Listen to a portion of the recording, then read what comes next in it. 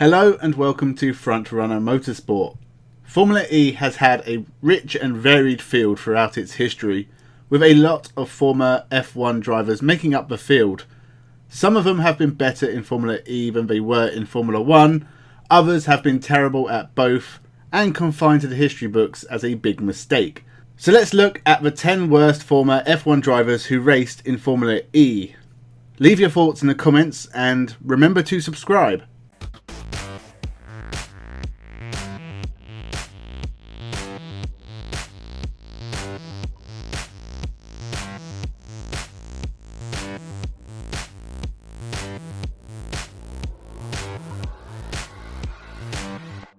Welcome to Frontrunner Motorsport. Number 10, Karoon Chandhok.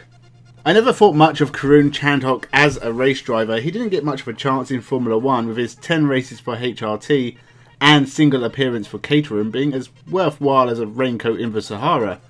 He started well for Mahindra in Formula E with a couple of point scoring positions in the first 2 rounds, but this dropped off over the rest of the season, never finishing higher than 12th again. Number 9, Scott Speed. Probably harsh as he finished second on his Formula E debut for Andretti in Miami. After that it was a crash at Long Beach and 2 no point scoring finishes. Better than his time in Formula 1 with Toro Rosso, where finishing aside for points looked trickier than selling your nan to the glue factory.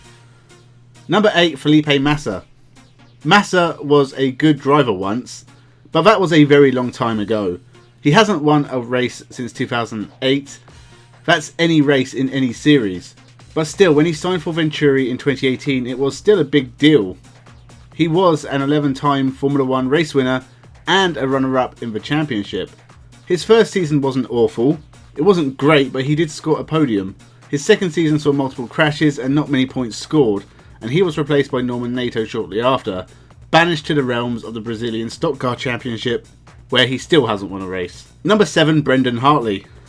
I have never been sure if Brendan Hartley was ever all that bad in Formula 1. He didn't get many great results and there were crashes, but he did score 4 points in his only full season. In Formula E he had 5 races for Dragon in 2019-2020, scored a best 9th and 2 whole points. Maybe single-seaters just ain't his thing because he's a great sports car driver. Number 6, Jani Truly. This was hard to watch, not just because I like Jani Truly, not just because he was a former F1 race winner, not just because his Formula E run was embarrassing, but because it was with his own team as well, and it died after the first season. Jani Truly did manage a 4th place in Punta del Este, but as he didn't come close to points anywhere else, I question how. It was a sad way to end his career. He hasn't raced since, but is now cheering his son Enzo on in Formula 4. Number 5, Vitantonio Liuzzi. Now onto the man employed by Trulli to race the other Trulli car in Formula E. Liuzzi was a half-decent Formula 1 driver. He scored points for the likes of Red Bull, Toro Rosso and Force India. However, his 5 races in Formula E for the Trulli team saw a 9th place and 2 points in Berlin and nothing else. He even turned up for the first 2 races of Season 2, but the team did not appear and that was that for Liuzzi, who has also done very little since and has seemingly retired. Number 4, Felipe Nazare. A highly underrated driver who deserved more than his 2 years with Sauber in Formula 1, didn't make an impact in Formula E with Dragon in 2019. It was only 3 races, but after finishing 19th in Mexico, he'd be out on lap 1 in Hong Kong and Sanya. Number 3, Kamui Kobayashi. If you have been a fan of the channel for a while, then you know I have an unhealthy affection for Kamui Kobayashi. The World Endurance Champion and top class F1 driver, shut up, he is. He only had 2 races for Andretti in Formula E, both in Hong Kong in 2017. He finished 15th and 16th, and the nicest thing you can say was, he wasn't lapped. Number 2, Jacques Villeneuve. Oh, how the mighty have fallen. Jacques Villeneuve has raced just about everything since leaving Formula 1, but the 1997 F1 champion did not take to Formula E. Back in 2015 he had 3 races for Venturi, not scoring points, and he didn't start in Punta del Este.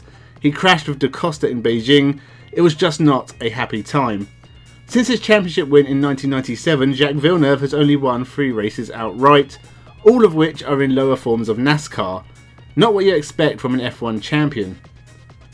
Number 1, Sakon Yamamoto. How does this man keep getting work? He never finished higher than 12th in 21 Formula 1 starts, did nothing to warrant getting a seat in Formula 1 in the first place, after fleecing Aguri Suzuki for money in Formula 1 to race for him, somehow managed to do it again in Formula E.